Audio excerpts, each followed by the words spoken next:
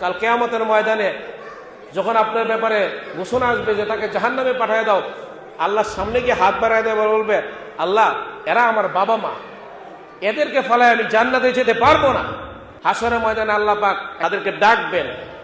ইউকালু Lisa, তিরমিজি শরীফের হাদিস, ইউকালু লিসাহিবিল কুরআন, এই কোরআনের ধারক বাহকদেরকে আল্লাহ পাক ডাইকা বলবেন ইকরা ওয়ারতাক।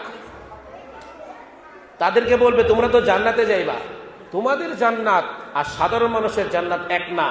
বলবে আল্লাহ আমরা কোথায় যাব? কোরআনের আয়াত কতগুলো? বলে যে 6666টা। আল্লাহ পাক বলবেন পড়তে থাকো আর চড়তে থাকো। 6666টা আয়াত পাঠ করবে এবং 6066 তারা উপরে গিয়ে তারা সেখানে অবস্থান করবে। তাদের মর্যাদা, তাদের বাবা মাকে ডাকা হবে। আজকে আমরা বাচ্চাদেরকে দেখছেন যে কি দিছে, ক্রেজ দিছে, তাদের বাবা মাকে ডাকা হবে। ডাকায় আরশের সামনে 2টা চেয়ারের মধ্যে বসানো হবে, মাথার মধ্যে একটা নূরের তাজ পরায় দেওয়া হবে এবং এই তাজের আলো সূর্যের আলোর চেয়েও কয়েক হাজার গুণ বেশি। প্রশ্ন আসে, সূর্যের আলোর তাপ তো আমরা সহ্য করতে পারি না, এখানে দামি বোঝানো হয়েছে ওই তাপের আলো আপনাকে ওই যে হাসরের ময়দানে যে বিশাল সূর্য কাছে আসবে সেই তাপ থেকে আপনাকে বাঁচাবে। এটা মর্যাদা আপনার জন্য।